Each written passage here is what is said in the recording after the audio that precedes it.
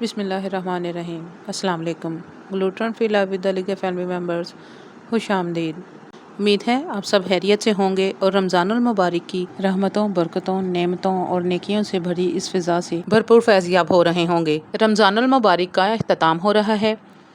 जैसा कि हम सब जानते हैं कि रमज़ानुल मुबारक कुछ अरसा से गर्मियों के मौसम में आते हैं। गर्म मौसम और अफ्तारी के बाद सही ग़िज़ा ना इस्तेमाल करने से मैदे में अक्सर गर्मी पैदा हो जाती है, जिससे सीने की जलन, मैदे में दर्द और बहुत सारे मसाइल का सामना करना पड़ता है। अक्सर लोग कमज़ोरी महसूस करते हैं।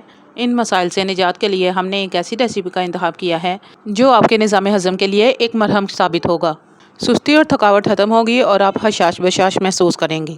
अक्सर बच्चे मुरब्बाजात खाना पसंद नहीं करते और बादाम खाना तो दूर की बात है। ऐसे में बड़ों, बच्चों, बूढ़ों सभी के लिए बनाइए लजीज और खुश जायका मिठाई। चलिए तो चलते हैं रेसिपी के इंग्रेडिएंट्स की तरफ। रेसिपी में जो हम सबसे पहले चीज़ इस्तेमाल करेंगे वो है आंवला, यानी आंवला का मुरब्बा। आंवला जैसा कि सभी जानते हैं आँखों और बालों के लिए बहुत ज़्यादा मुफीद समझा जाता है। ये आयरन, कैल्शियम, मैग्नीशियम और जिंक से भरपूर होने की वजह से हमें बहुत फ़ायदा पहुंचाता है। दूसरे नंबर पर इस रेसिपी में जो चीज़ हम इस्तेमाल करेंगे वो है सेब का मुरब्बा। सभी जानते हैं कि सेब कैल्शियम से भरपूर होता है। पुराने वक्तों की कहावत है कि सेब का मुरब्बा खाने से दिल को ठंडक पहुंचती है। तीसरे नंबर पर जो चीज़ है वो है गाजर का मुरब्बा। गाजर बिनाई और हमारे हजमा के लिए काफ़ी मुफीद है। चौथे नंबर पे आती है बादाम की बारी। बादाम के फ़ायदों से कौन वाकिफ़ नहीं। मुख्तलिफ़ किस्म के विटामिन्स, मिनरल्स और फाइबर से भरपूर होने के अलावा वज़न बढ़ाने के साथ साथ वज़न कम करने में भी कारआमद साबित होते हैं। ये तमाम अज्जा जिस्म को ताकत मुहैया करने के साथ साथ फरहत भी बख्शते हैं।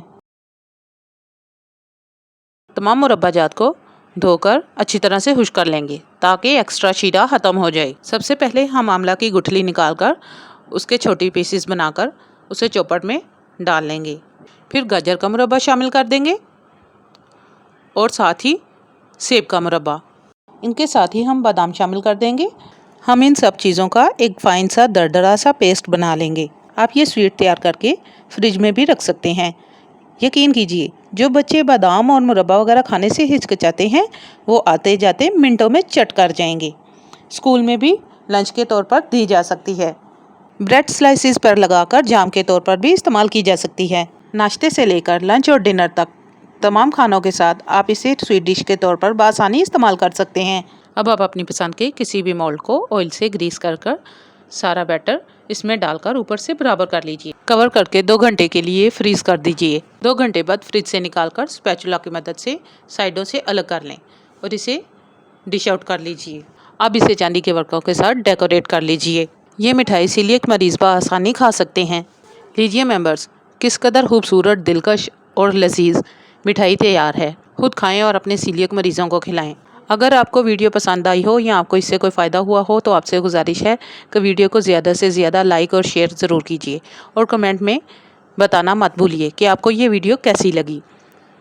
अल्लाह ताला से दुआ है कि वो हम सबको आसानियाँ अता फ़रमाए और आसानियाँ तकसीम करने का शर्फ़ अता फ़रमाए। अगर अभी तक आपने चैनल को सब्सक्राइब नहीं किया तो प्लीज़ हमारी हौसला अफजाई के लिए चैनल को सब्सक्राइब ज़रूर कर लीजिए ताकि हर आने वाली नई वीडियो बआसानी आप तक पहुँच सके।